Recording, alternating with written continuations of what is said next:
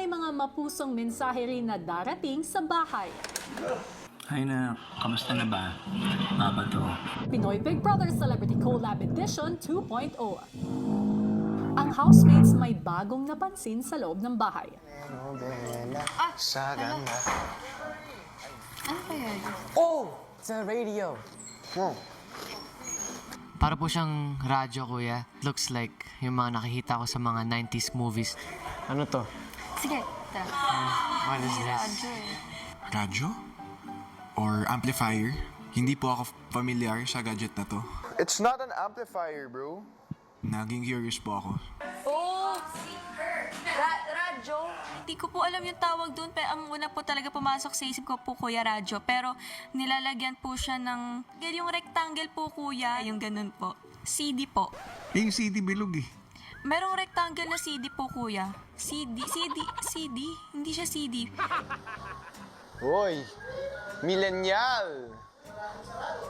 Nakakita lang po ako ng ganun sa movie. So, first time ko lang po na makakita ng ganun. Oh, it's a cassette player. May ginawa si Joaquin, bumukas po. Sabi niya parang casket player. Casket? Yeah.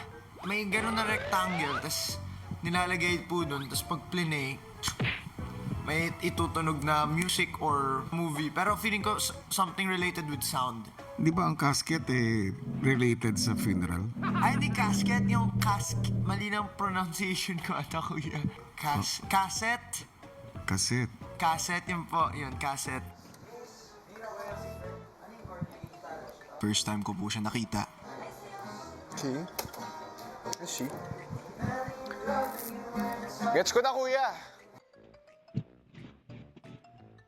Maya-maya, tinipon silang lahat ni Kuya. Housemates, Kuya. isang mensahe ang dumating sa bahay ko.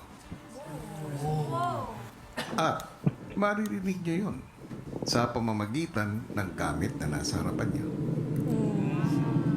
Para mangyari yun, kailangan ninyong mahanap ang cassette tape na ito. Handa ba kayo?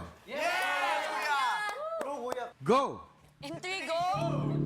Siyempre excited ako, kuya. Lahat kami maghahanap. Intrigo! Wala talaga. Nah, bro, you know where... Ma! Tinay ko po hanapin, pero pagtayo ko, nakuha na po pala ni Fred.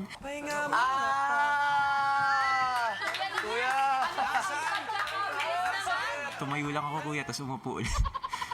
Yun. Kaso, alam niyo ba kung paano paandarin yan?